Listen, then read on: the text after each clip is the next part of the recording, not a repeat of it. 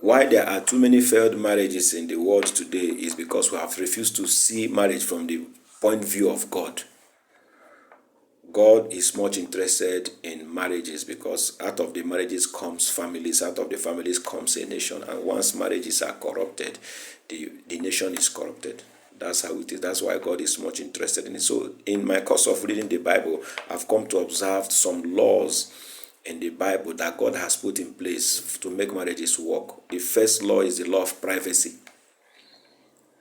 Genesis 2:21 said, and God caused sleep to come upon the man, and out of his rib he made a woman. And then a man will leave his father and mother in Genesis 2:24 and cleave unto his wife, and the two shall become one. Two persons becomes one. Private. It's no longer two persons, one person. So everything you are doing is private. There is no public affairs. Your problems are private. Your challenges are private. Your prosperity is private. Whatever you are doing is private. When you start taking your matters outside your home, making it a public matter, that is when you are creating an infringement. That's when you are creating loopholes. That's when you are giving people allowances to give you ideas and make you grow brains that will cause your marriage to break. So the law of privacy, if you observe it, your marriage will work. You don't look at your neighbor the way they are marrying to marry your own. It's a private thing. Your own is unique. Their own is theirs. The second law is the law of purpose. Why am I getting married? The Bible said a woman is supposed to complement a man. That's how the God have made it. God created woman in Genesis 3 so that a woman can be a helpmate. No matter how perfect a man is, he needs that help. He needs that complement. He needs that. There are short fuses in men that God has made perfect in a woman. So a woman, if you observe children, I had twins, and a boy and a girl. I started observing them from little age, and I understand that the girl became more conscious that's the way they are wired than the boy. They are wired with some measure of intelligence that is unique to a woman that a man does not have. You can be a genius, you can be anything, but there are things in a woman that is not in a man. So that's why they are made helpmates, to help support, to help increase your own understanding, to help perfect you, to help put crown on that your success. Because if you think you have succeeded, when you submit yourself your marriage, you will know whether you are succeeding or not. You have committed your destiny to the hand of another person. And except there is this law that exists in you, you know things will not be working out. So that's the second law, the law of purpose. The third law is the law of submission. The Bible says in Ephesians 5:21, submit thyself one to another in the fear of the Lord. There must be submission.